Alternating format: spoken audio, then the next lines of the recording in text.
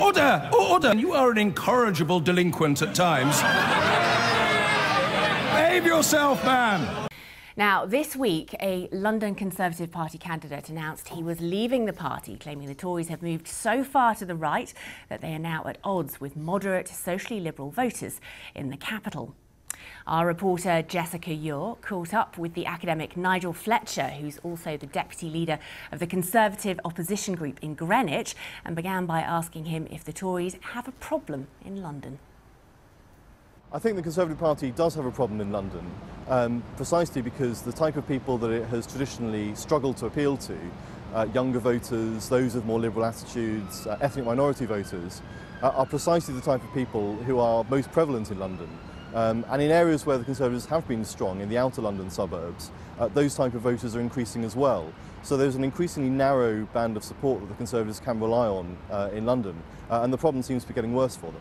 Voters in London have voted overwhelmingly for Remain, and so of course the Conservative Party being seen as the party of Brexit is something which is harming its support. I think what's notable is that those voters who were attracted by a sort of more liberal and moderate tone from David Cameron are those who are being turned off by the increasing talk about Brexit and the sort of constant focus on it. The problem now is that the Conservative Party is appealing more and more to its traditional support and less to socially liberal moderate voters. The fact that London is so much younger and more liberal, the argument is that that's how the country is going to develop in the future. So it's important for the party to be able to appeal to those voters, not just because of its appeal in London, but because that's really what's happening across the rest of the country. And if they don't manage to get London right, there possibly could be greater problems for them in attracting voters into the future. So joining me now is Nick Matsey, a former London Tory party candidate who has left the party, or as he might say, the party has left him. Is that how you feel, Nick? That's exactly how I'd feel, actually.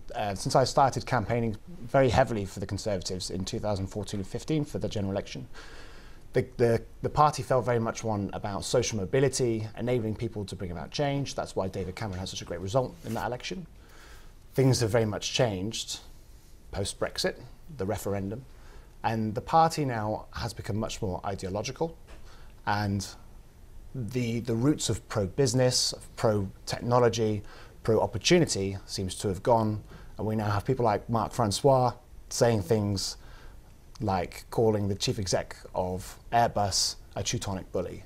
Mr. Enders' intervention is a classic example of the sort of Teutonic arrogance which is one of the reasons why many people voted to leave the European Union.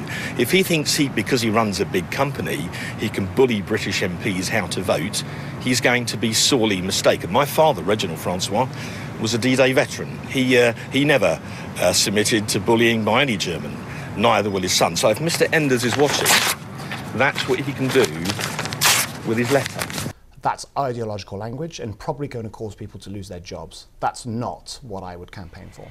And is at the centre of this then really, is Brexit a big issue? Because of course that is something that perhaps sets London apart from the rest of the country, isn't it? Brexit is absolutely a big issue, and if anything it was the catalyst for change.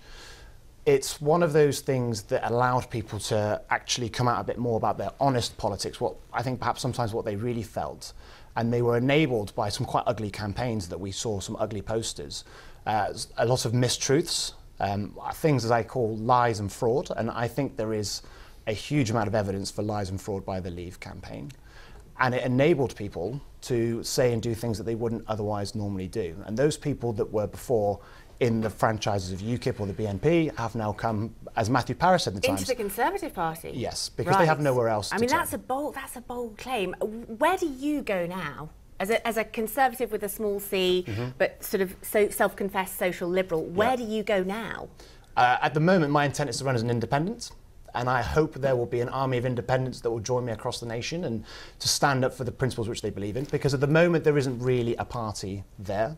What I've discovered is also there's a huge number of Labour voters who feel the same. And the message coming through very strongly from people is that they've stayed in the Conservatives because they think Corbyn is the worst of, possible option. And there are people who stayed in Labour because they think the Conservatives are the worst possible option. But neither of them particularly that keen about the leadership or the membership in which they are now with. So, Stephen, is this a worry to you that you're losing young activists like Nick, progressives, appealing to the electorate in London? You're losing these people. They just don't feel at home in the Conservative Party anymore. No, it is a worry. Of course it's a worry. I would hope that Nick will be able to say next year that he'll be wanting to stand as a Conservative in 2021 or 22, whenever the general election is. And my party needs to remember that you win elections from the centre and the common ground, being in touch with people's aspirations, being in touch with their concerns.